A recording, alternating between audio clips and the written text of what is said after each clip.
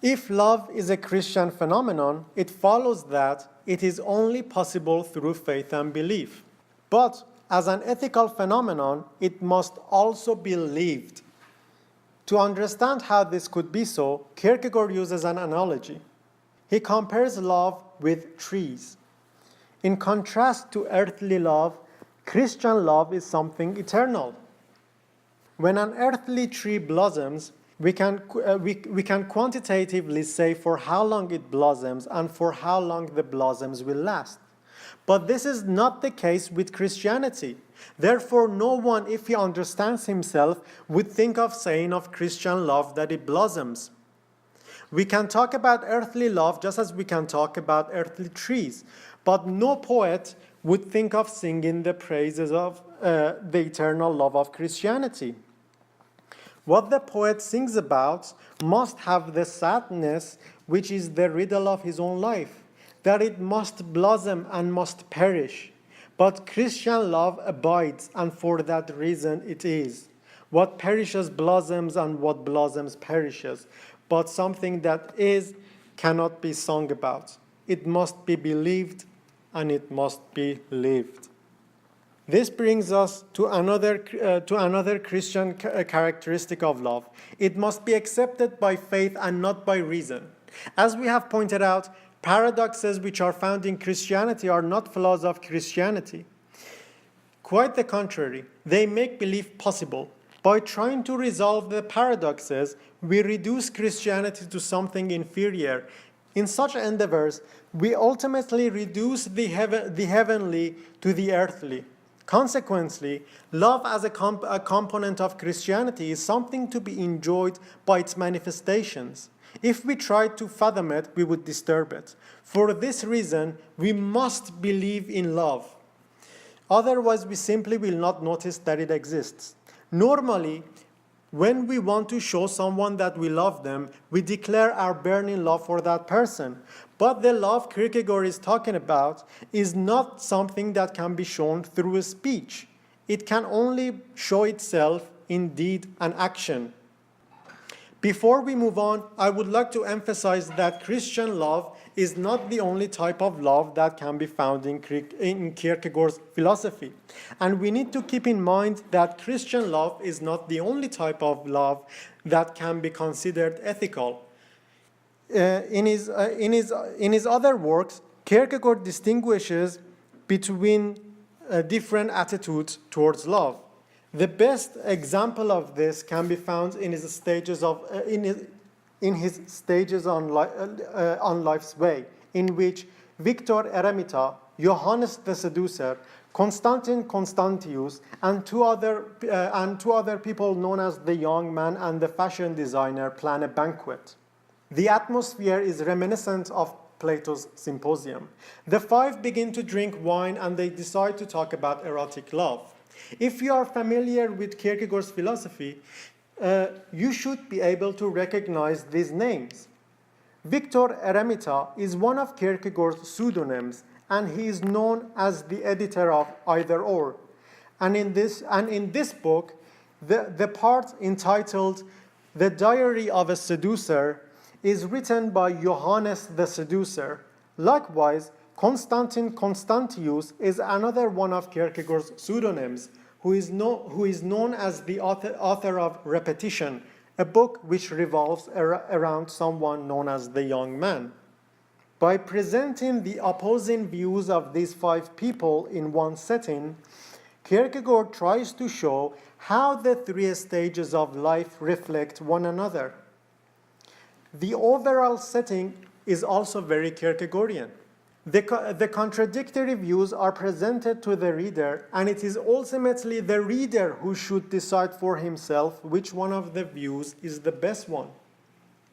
Whenever we read Kierkegaard, we should always have Johannes the Seducer in mind, who objects to his companions by saying, Victor is a fanatic. Constantine has paid far too much for his intellect. The fashion designer is a madman. Following Johannes the Seducer, this is precisely the attitude that we should have.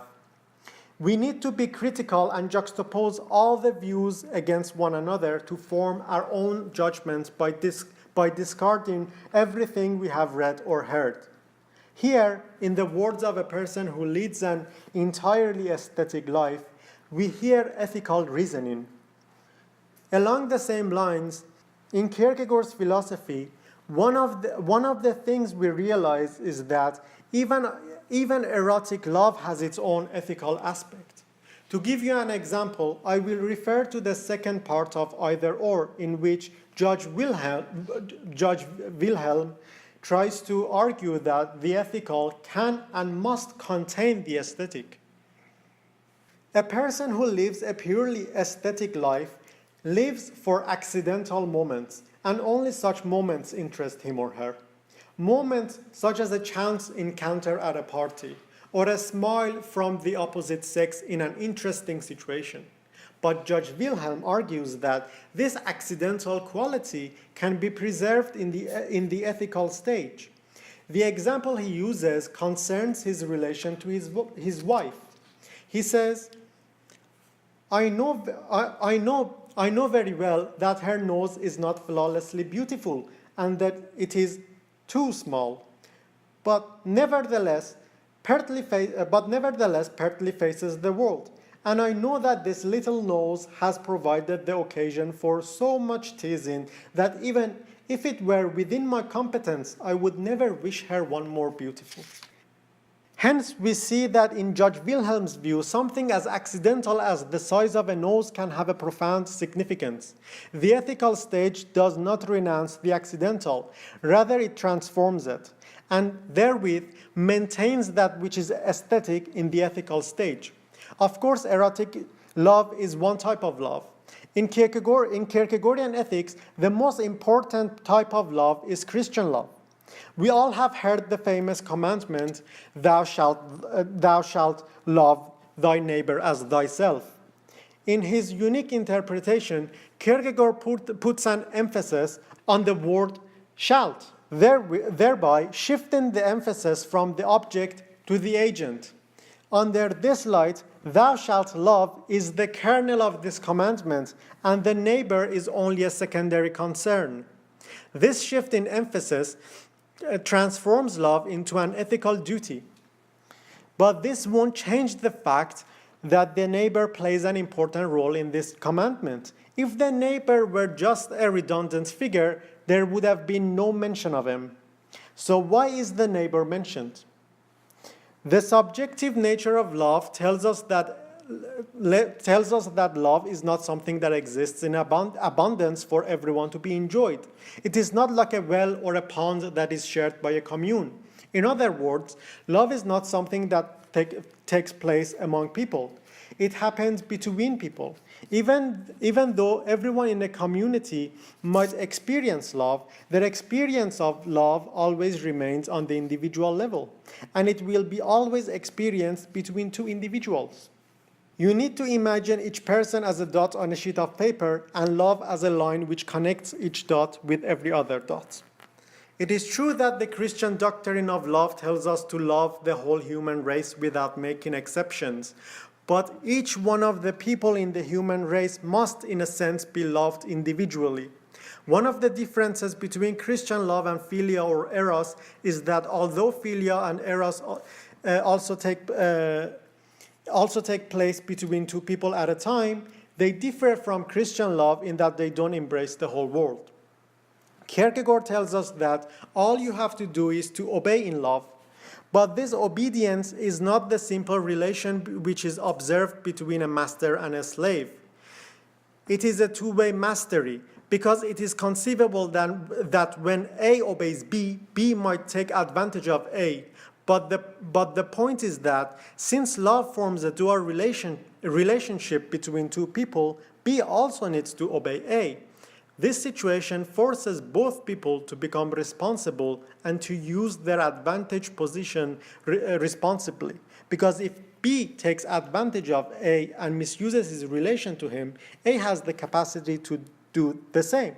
This relation between A and B is quite Hobbesian. B knows that A knows that if B misuses his relation to A A will misuse his relation to B. And A knows that B knows it. And B knows that A knows that B knows this, and so on. This threat alone is enough to guarantee that none of them will misuse their relation to one another. Furthermore, love in Christianity is also Hegelian. It does not change randomly. This is because, as we have mentioned, love is eternal. In civil matters, it can very well happen that a man begins all over again, even more than once, and without any fuss lets the past be forgotten. He can change his profession, tries his luck in a new career, and without any fuss lets the past be bygone and forgotten. But this cannot be done in the world of spirit. In the world of the finite, the randomness of the changes may be all right. But in the world of spirit, only continuity is possible. Continuity is not sameness. In continuity, there is also change, but the continuity is that every change is made dialectically in relation to the preceding. Here we see that the world of the finite, just like the aesthetic life, relies on that which is accidental. If it is our purpose to accept love as an ethical duty, we should overcome this randomness.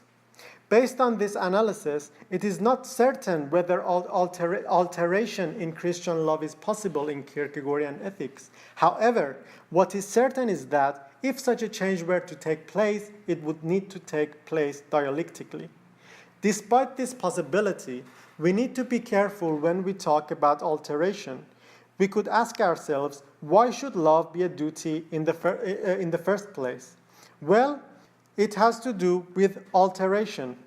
Earthly love, like anything else, withers away with time. It is like a hammer or any other tool that we use. The intensity of our love is no guarantee that it will last. Christianity, however, is supposed to be eternal, and so should be the love that it commands. Only when it is a duty to love, only then is love eternally and happily secured against despair. Spontaneous love can become unhappy, can reach the point of despair. There is only one solution to make secure against despair and alteration, and that is to make it into a duty. By using the word shall, the act of love becomes a conscious decision.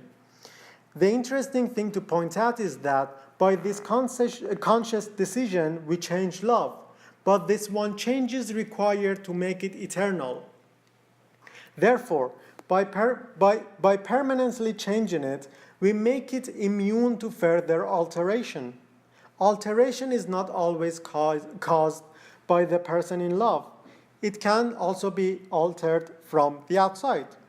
If a lover lives by the motto, either I'll be loved back by my beloved or I'll die, his love is dependent on an external factor. But a love which has undergone eternal change by becoming a duty does not care about dependency.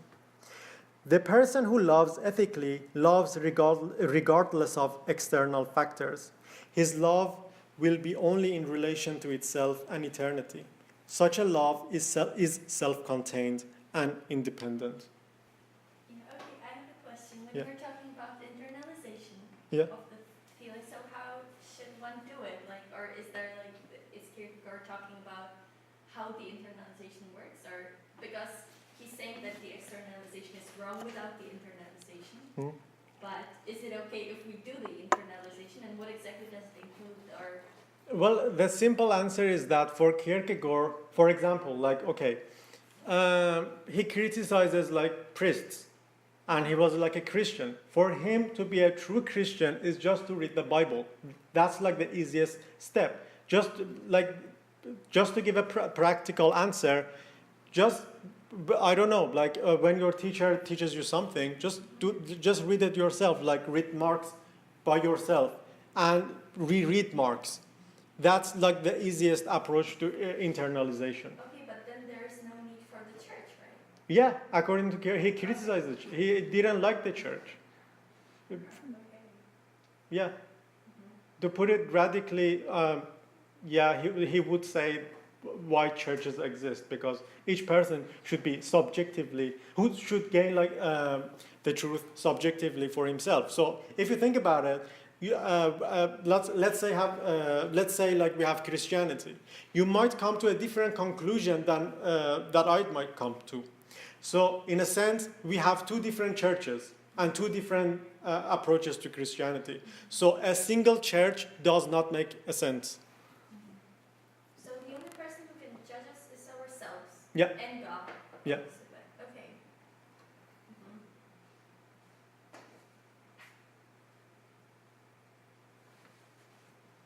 And I have one more question about the ethics. He's saying that basically it has no place either, right? The ethics, like the objective ethics or the ethics. How does it not have a place? Well, because when he's saying that, especially in the religious stage, you kind of overcome it, right? Or like you live with or there's the absurdity and. Look, ethical stages. It is important from two different perspectives. Firstly, you need to make a transition between these different stages, and without the ethical stage, you cannot just jump from the aesthetic to the religious. Each act that you do, however religious it might be, it has some elements from which is preserved, let's say, from the ethical stage and the aesthetic stage. And furthermore, not everyone is Abraham. Like in Fear and Trembling, Kierkegaard confesses this. He says not everyone can be an Abraham. So people normally live ethically, and this is much better for him than living aesthetically or being like an immediate person, like the worst possible case. So being an ethical person is basically the best thing a normal human being can hope for. And although like the religious stage is what you should be trying to achieve. And about the immediate stage or whatever, is that where we begin, or we begin in the aesthetic stage and we can like? No, normally you should begin from this by enjoying life immediately, like in its immediate stage. That's how people are normally. We think about it like this. Like when you're a child. Yeah, I'm saying, yeah, exactly. This is what I'm trying to get at. Like when you hit puberty, you suddenly hate the world. Like you start to criticize everything. Because you're trying to live more aesthetically. But there is a problem with the aesthetical stage, which is, I don't know if you know Russian literature, like the Lishny Chlavik. Have you heard of it? Like it's like Pushkin? like everybody, yeah, Pushkin uses it, or also Dostoevsky uses it. Like for example, in his notes from the underground, like the guy just complains about everything without taking any actions. To act is to act ethically. But if you just criticize and you just reflect upon life and say, oh, yeah, the world is terrible, then you're not doing a very good job. Because like, take, for example, one problem that I have with Marxists like Marcuse is that they just complain. They just bitch about the world, but they don't do anything about it. They just reflect. So yeah, you have your bourgeois life. It's terrible. But they do not take the next step of acting on these reflections. Which is in the ethical stage. Yeah. Like okay. Yeah. When your reflection turns into action, you're acting ethically.